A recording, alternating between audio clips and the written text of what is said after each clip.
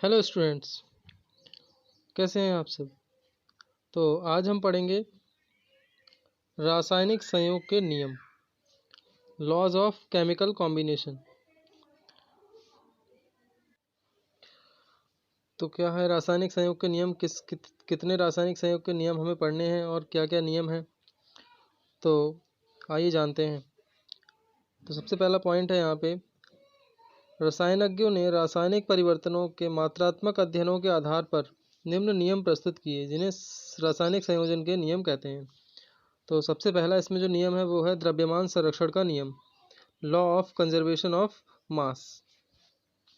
यह नियम फ्रांस के रसायनज्ञ एंटोनियो लेवोसियर ने दिया था, जो 1789 में दिया था, और इनको हम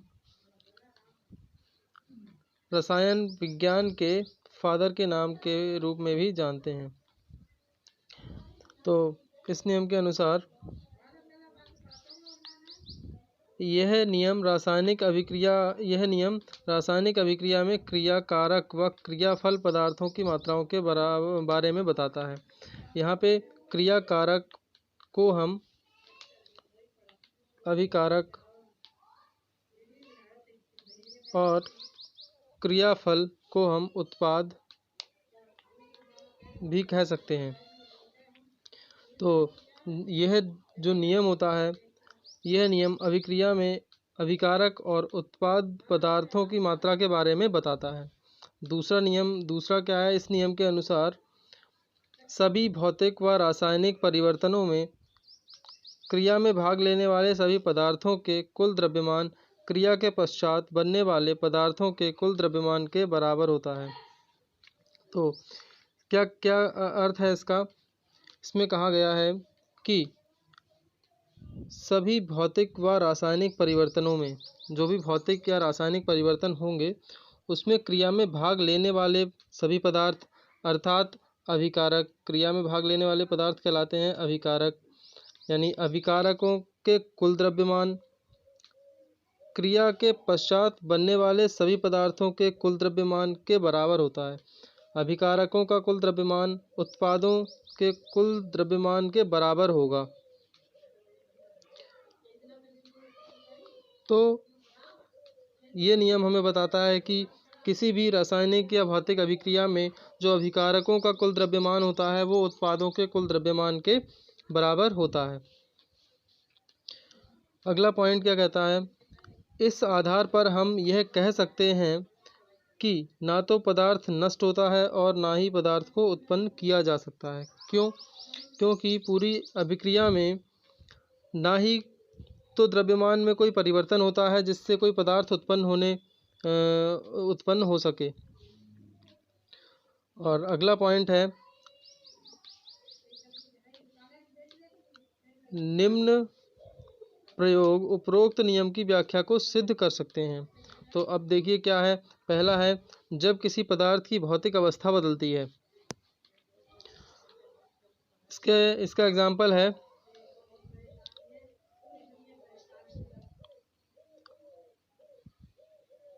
हम एक फ्लास्क में बर्फ़ जो ठोस है का टुकड़ा लेते हैं, इसे अच्छी तरह कौर करके तोलते हैं। अब फ्लास्क को गर्म करते हैं तो बर्फ़ पिघलकर जल में बदल जाती है। यानी हुआ क्या, हमने लिया बर्फ़ जो ठोस अवस्था में थी, यानी ठोस होती है, फिर वो उसको गर्म करने पर वो बन गया जल।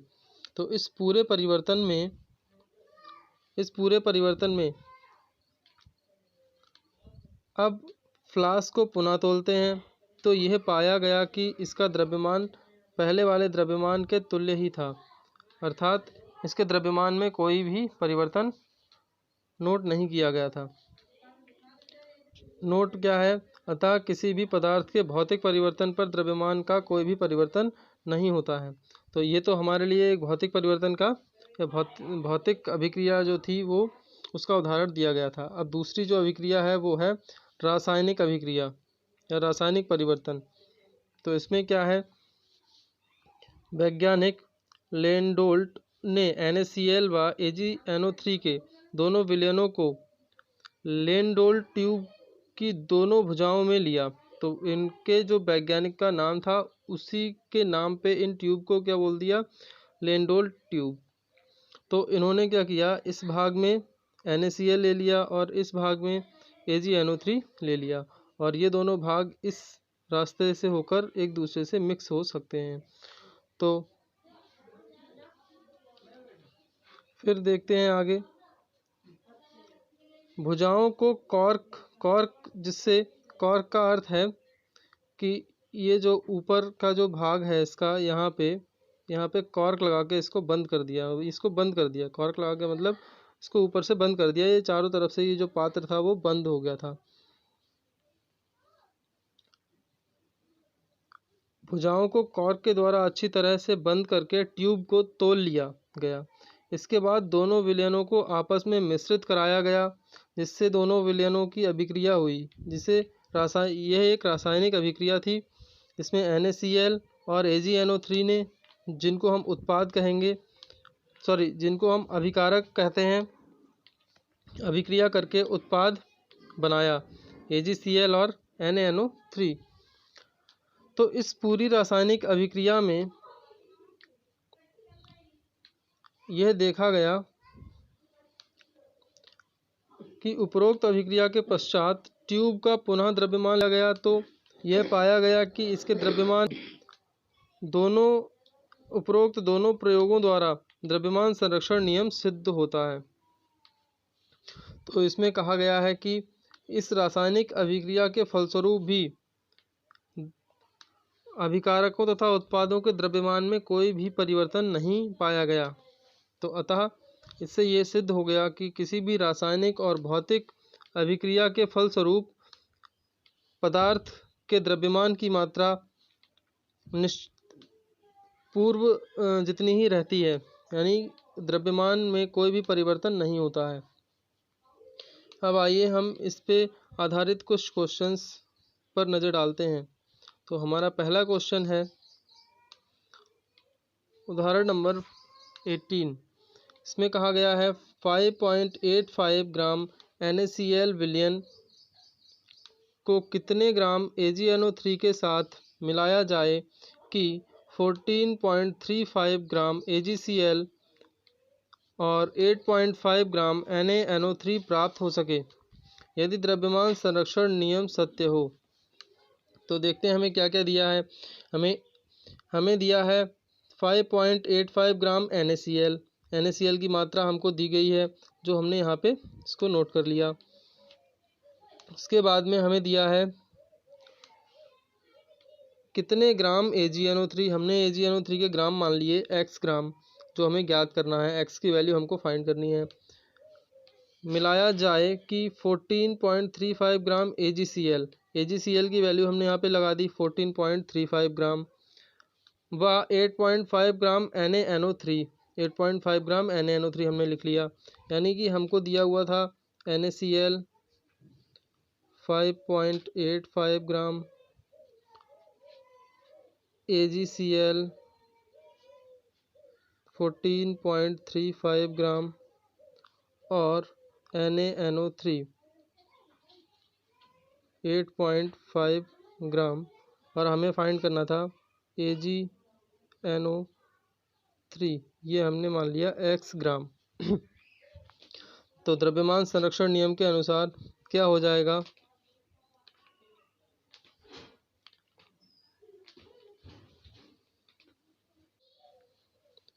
जो रासायनिक अभिक्रिया होगी वो होगी NaCl और क्या मिलाया था NaCl के साथ में, NaCl को कितने ग्राम AgNO3 के साथ मिलाया जाए, यानी NaCl को मिलाया था किसके साथ, AgNO3 के साथ। तो जो रासायनिक अभिक्रिया होगी वो होगी, यहाँ से AgCl बन जाएगा, AgCl का अपक्षेप बनेगा और जो कि सफ़ेद कलर का होता है, और क्या बनेगा NaNO3, यहाँ से NaNO3 बन जाएगा।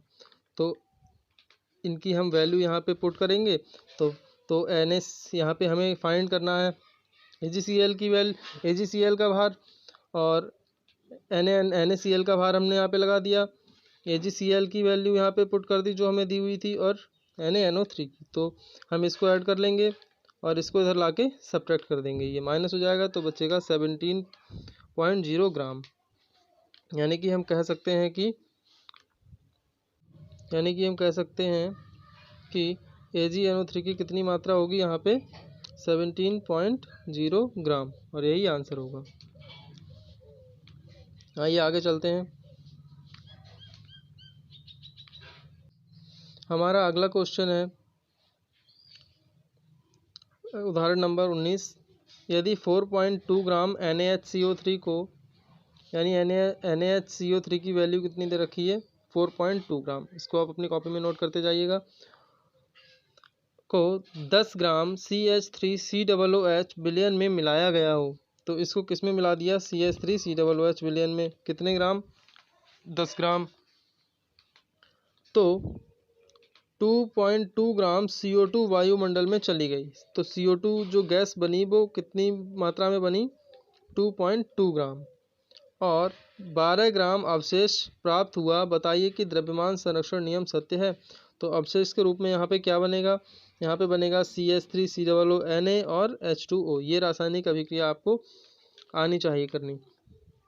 तो यहाँ पे जब NaHCO3 और CH3COOH आपस में क्रिया करेंगे तब बनेगा सोडियम एसीटेट, जल और कार्बन डाइऑक्साइड। तो ये पूरा क्या हो गया, यहाँ से ये अवशेष हो गया।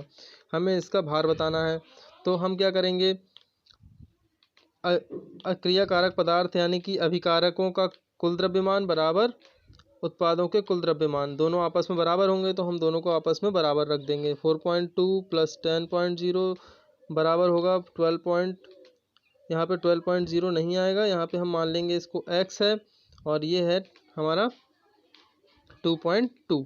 तो क्या करेंगे, यहाँ पे हम x की जो वैल्यू आएगी वो हम यहाँ पे मान लेंगे।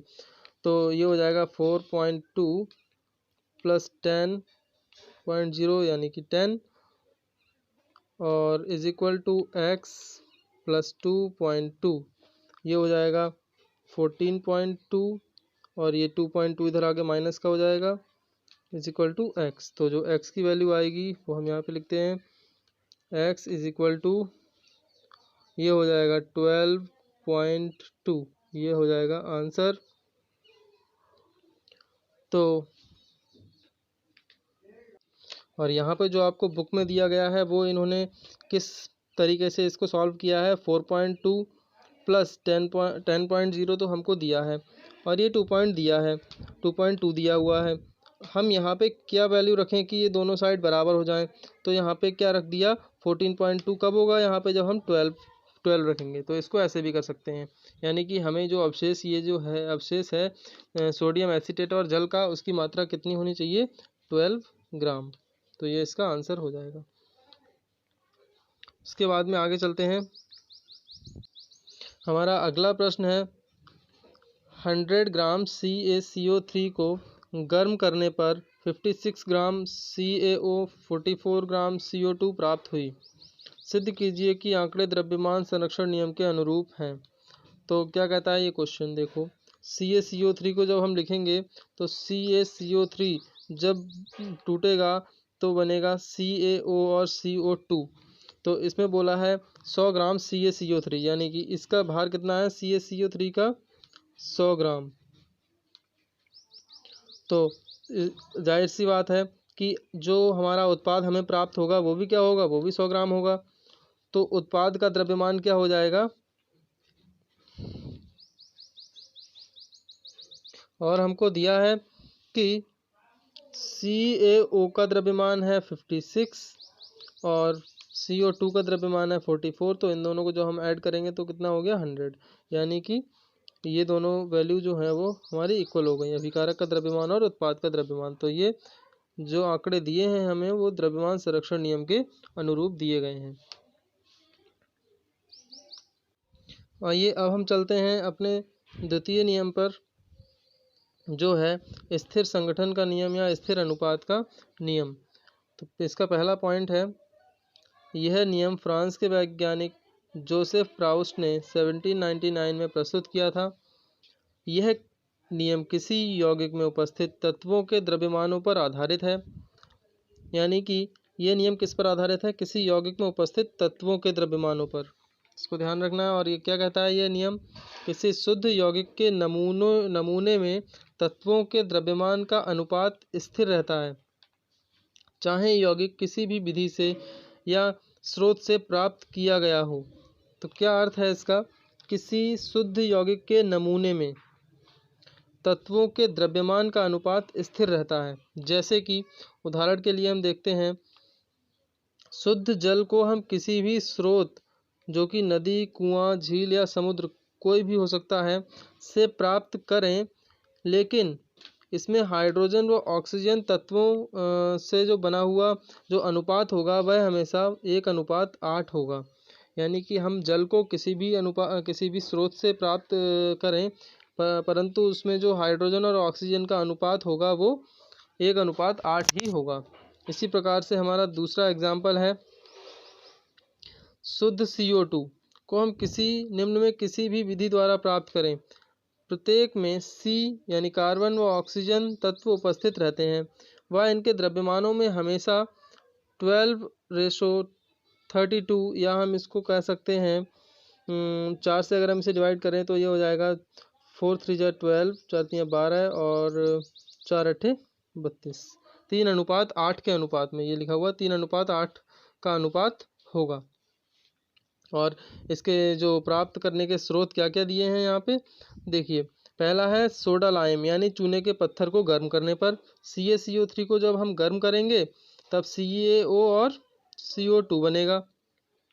इस प्रकार से जो CO2 बनेगी, चाहे वो ले लिया जाए या कोयले को हवा में जलाने पर जो कार्बन डाइऑक्साइड बनेगी वो, या फिर संगमरमर पर तनु HCl की क्रिया कराने पर जो क्रिया से CaCl2 H2 और इसमें जो CO2 बनेगी वो। इन तीनों CO2 में जो कार्बन और ऑक्सीजन के बीच में जो अनुपात होगा वो 3:8 ही होगा।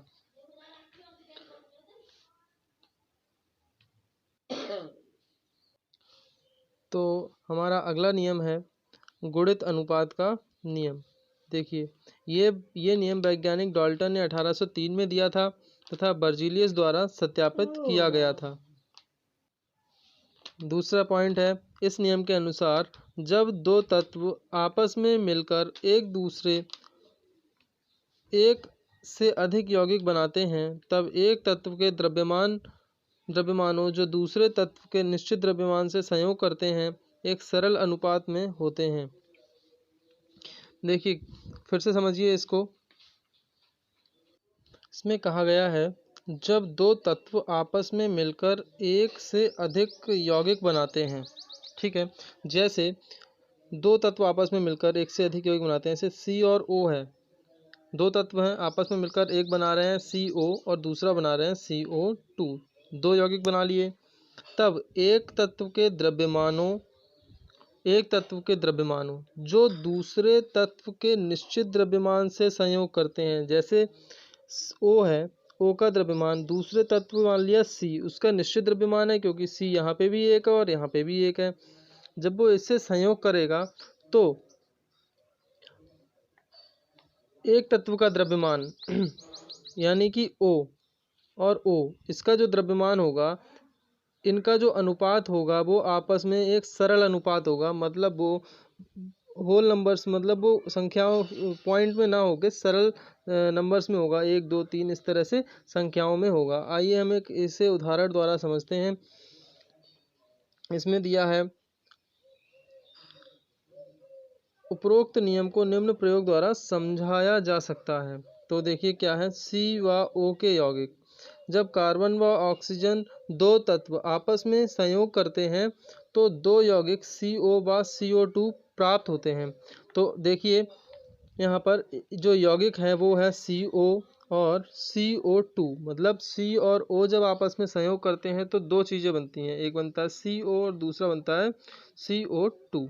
तो क्या क्या होता है इनमें, C का द्रव्यमान होता है 12, और यहाँ पे इसमें भी C का द्रव्यमान कितना है 12, जबकि CO में O है, O का द्रव्यमान कितना है 16, जो कि इसका परमाणु भार होता है उसी को हम द्रव्यमान मान लेते हैं उसका।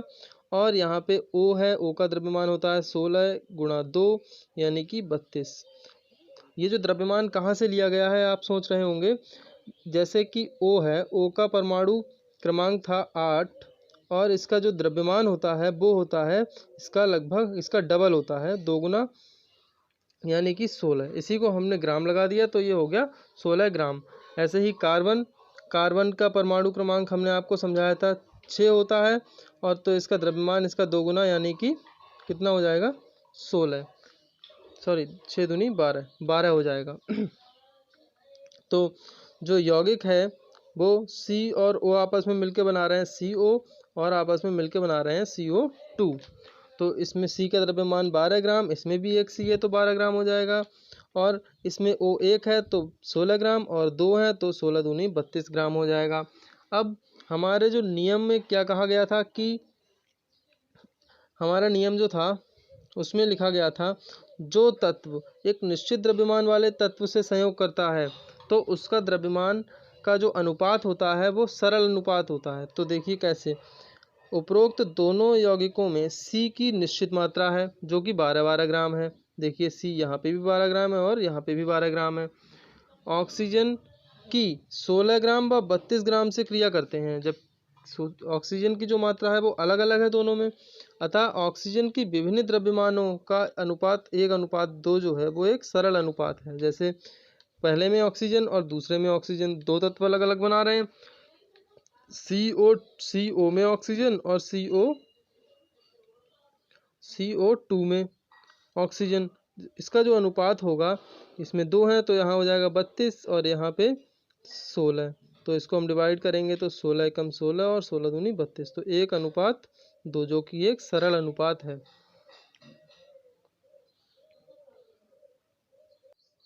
इसी प्रकार से आइए हम अपने दूसरे एग्जाम्पल से इसको समझते हैं। तो हमारा दूसरा एग्जाम्पल, तत्व नाइट्रोजन व ऑक्सीजन आपस में मिलकर 5 ऑक्साइड बनाते हैं जो कि nitrous oxide N2O, nitric oxide NO, nitrogen trioxide N2O3, nitrogen tetra oxide N2O4 एवं नाइट्रोजन पेंटा ऑक्साइड N2O5 हैं।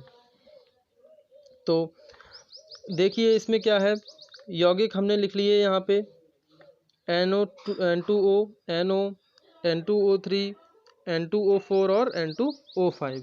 यहाँ पे हमने तत्व जो है नाइट्रोजन, आपको याद दिला दें, जो नाइट्रोजन है उसका परमाणु क्रमांक होता है 7 और 7 का जो अब हम डबल करेंगे तो ये हो जाएगा 14। तो यानी कि यहाँ पे इसका जो परमाणु भार हो गया वो हो गया 14 ग्राम। तो यहाँ पे N कितने हैं, 2, तो 14 दूनी 28 N।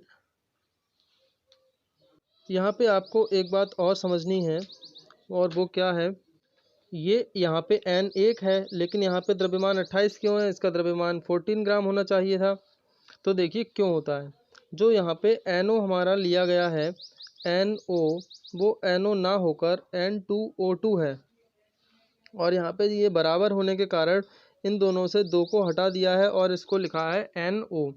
तो इसीलिए N का होता है 14 ग्राम, तो 14 की जब 2 से इंटू करेंगे तो हो जाएगा 28 ग्राम और O भी कितने हैं यहाँ पे 2, तो ये हो गया 32 ग्राम।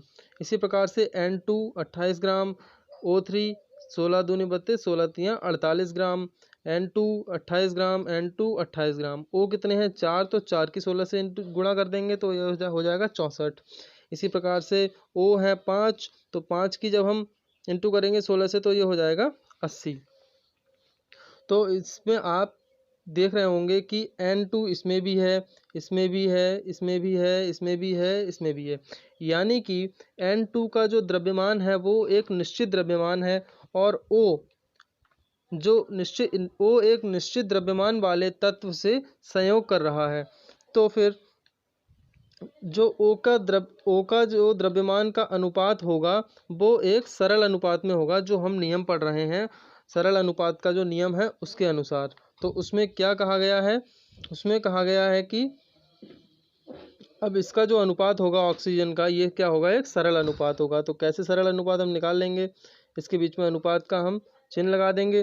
तो ये से जब हम डिवाइड करेंगे तो 16 एकम 16, 16 दूनी 32, 16 तियाँ 48, 16 चौक 64 और 16 पंजे 80। तो O के द्रव्यमानों में जो अनुपात आएगा वो आएगा 1:2:3:4:5।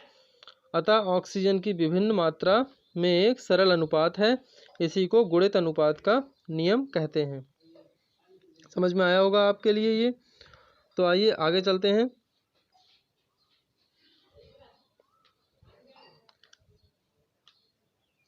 H और O के यौगिक। हाइड्रोजन ऑक्सीजन के साथ संयोग करके दो यौगिक जल और हाइड्रोजन परऑक्साइड, जिसका फॉर्मूला होता है H2O2, और जल का फॉर्मूला तो आपको पता ही है H2O। दो जो है यौगिक हाइड्रोजन और ऑक्सीजन आपस में मिलके बनाती हैं। तो आइए इसमें हम देखते हैं कि क्या क्या संबंध इसमें दिया गया है।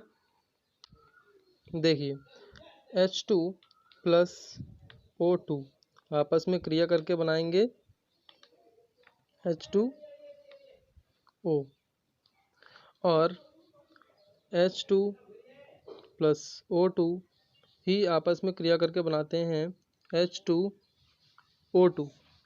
तो अब जब हम इसको बैलेंस करेंगे, क्योंकि ना तो कोई भी तत्व उत्पन्न होता है और ना ही यानी कि जो पदार्थ का द्रव्यमान है वो निश्चित रहता है, और किसी भी अभिक्रिया में ना तो किसी तत्व को उत्पन्न किया जा सकता है और ना ही नष्ट किया जा सकता है।